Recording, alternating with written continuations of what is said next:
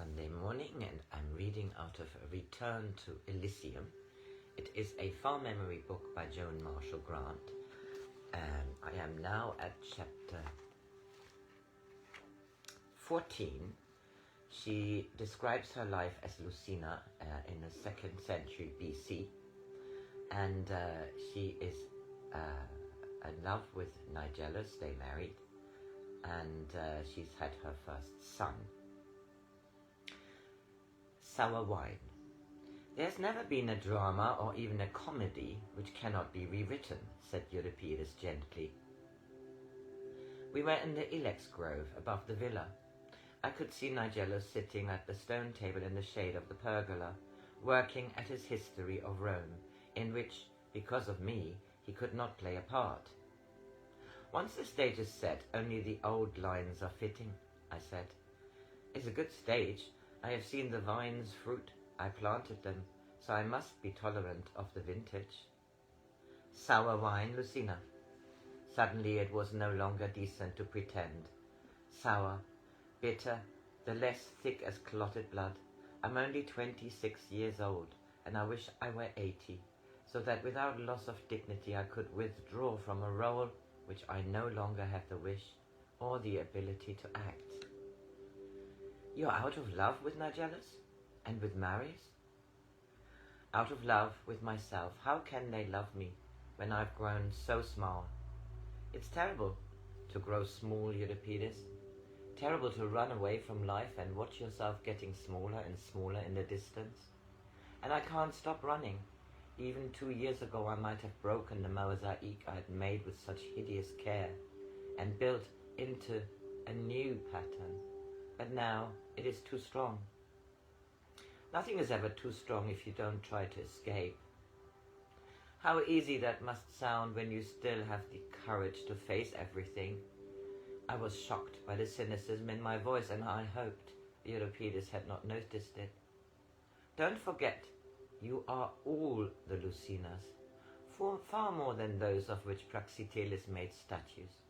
You can have the health you enjoyed in Elysium, the wisdom of the priestess, the faith and love of the young woman who made a certain journey to Umbria, if only you will accept them. And accept their memories.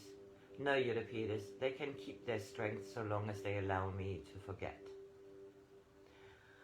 You used to be proud of memory, and there is the necessary pride. And where is the necessary pride? Can a wife be proud that she has stolen the fruits of a just ambition from her husband? Can a mother be proud that her son will come to know that she resents his likeness to his father? Can I be proud that I basely deserted all the people who helped me, and the others whom I might have helped? Can I be proud that I'm no longer lovable?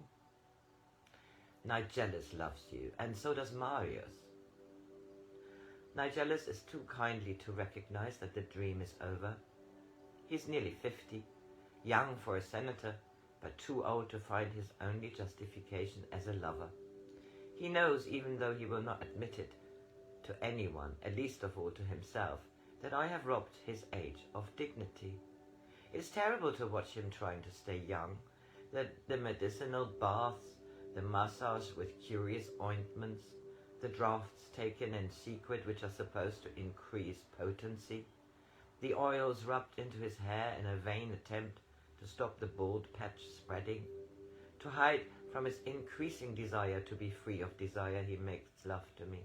Neither of us is deceived by the antics of two sorry puppets whom we watch dancing to strings that echo no magic. Was it always a failure, Lucina? Has this house always been less than an illusion?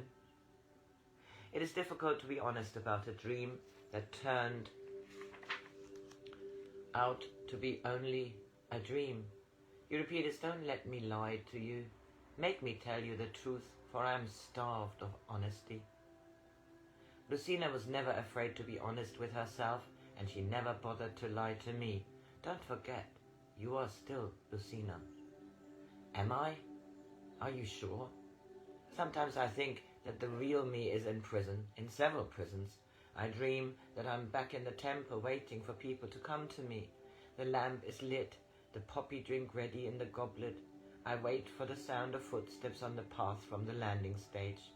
I think that if only someone opens the door and sees me as I used to be, I shall be that person again. But the door never opens. They think I've gone away. I can't find freedom and dreams anymore, Euripides. I go back to Elysium to look for Asclepios. The house is empty, the plaster cracked on the walls, the garden a wilderness, the plaster, and I run into the garden looking for someone who may remember me, and I suddenly remember Agamemnon's grove, and I'm afraid. I never knew until this last year that ghosts could be part of people who are still alive. I don't mean people who died in other centuries and have been reborn, but part of their present self split off from the center, knowing a terrible loneliness of separation. Nigellus is growing old, much faster than his years demand. Why? Because only half or less than half of his soul inhabits his body. Is that why people grow old? Because they leave behind so much of their souls that there is only a husk. Euripides, by the tone of his voice, tried to give me the detachment I used to find so easy. What a theme for a drama! We must write it, Lucina. You must come to Rome for the first performance. Or shall we give it to Athens? The chief characters surrounded by ghosts of themselves, wailing or mocking. Could ghosts laugh, do you think, or would that be a discordant note? Is there nothing you don't see in terms of the stage? I trust not, for then I should know I have relinquished my right to sit in the audience, and I think the experience might bring with it a certain discomfort. Think, keep on thinking, but never be fool enough to know it. I used to be a good actress. You did not waste your time when you trained me to speak your lines. How often have you said to me, you have got to become the character before you can make anyone else believe in it? And I was a faithful spirit. I acted the boy when I came to Elysium. I was the priestess in the temple, the physician with Salonius, the Hatera, and then the wife. Nigellus married me after Julia died last year. Now I have no role into which to escape. You are still the wife, the mother, the benign despot of your little world. The plants grow as you demand. The servants conduct their affairs according to your wishes. Is it not enough? His eyes were alert, bird bright. Don't bother to answer. I did not come here merely to give you news of the world outside. I came to take you back with me. You had to go through this phase, but I knew it would fail. You cannot make a plant grow in a pot too small for its roots, and Lucina demands much more than a plant. So you intend to write another drama for me? Shall I be your sister? Or only a distant relation, a little faded, but still passably looking, whom you have befriended? Sarcasm never became you, my dear. I saw I had hurt him, and I was glad that he found somber reality disquieting. Poor sweet Lucina, he said, forgive me for not seeing how sharply life has driven you. I'm very selfish, and therefore very elated that I shall not have to be lonely for you much longer. Have you been lonely for me? Have you been lonely? Have any of us been anything else since we became exiles from Elysium? Do you want to go back there? Do you want to go back there too? I want to take you back. To find the ghosts, to see the house we loved fallen into decay, to find no Asclepius, no Narcissus, no Epicurus. Perhaps they will make the same journey. Not Narcissus, he hated me because I was such a clever pupil, and in me he saw himself. Did I ever tell you what he said to me the night before I left Rome? He didn't know I was never coming back, or perhaps he would have been more kind and less honest. He told me that if I had only had the courage to be a woman, he would have been bold enough to be a man. He surrounded himself with painted boys because they were a mirror which he held up to himself, a mirror so merciless that he had to try to forget that there had been another alternative. He told me that I had taken from him the power to be a real person. Now he was only a reflection of what other people thought of him. I could have given him the confidence that he needed, but I was too lazy, too selfish, too cold. I shivered. He was right. I'm always too cold. Even when the weather is hot, I never sweat. Even in bed with a lover, always I boast, for I say a lover, to conceal I've never had more than one. I'm cold right now to the core of my bones. Virginity has other qualities than a lack of warmth. Virginity? Isn't that another word for integrity? And can integrity be worn except one is stripped naked of deceit? Why are you so afraid of being a woman? It would be easy if you lived with a man who could see below the surface, who knew that you are so reasonable because you are terrified of your intense emotions, who honored you for your intellect but loved you in spite of it. No man loves a woman in spite of her intellect, except when he forgets his masculinity, or before he is conceited enough to demand compliance from her. Don't judge all men from your knowledge of an ambitious Roman whom you loved only because you were tired and wanted to run away for a little while from responsibilities which seemed too heavy. That's where I was such a fool. I ought to have known you only needed a holiday.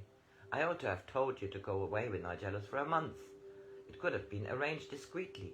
If I had been able to see an ordinary human situation without trying to make high drama out of it.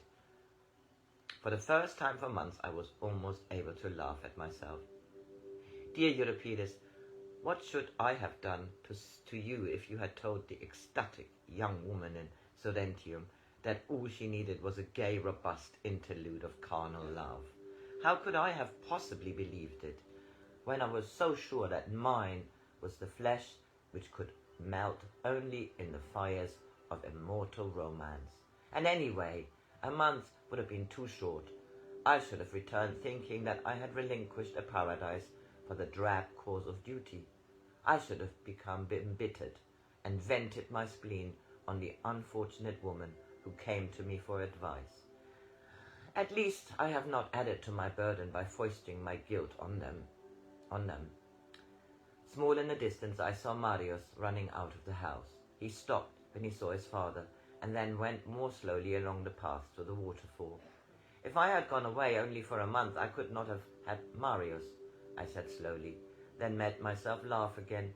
At least I could have got him, but a pregnant priestess would not have been agreeable to Salonius. You need never lack a father for your children, unless you are afraid to risk them having red hair.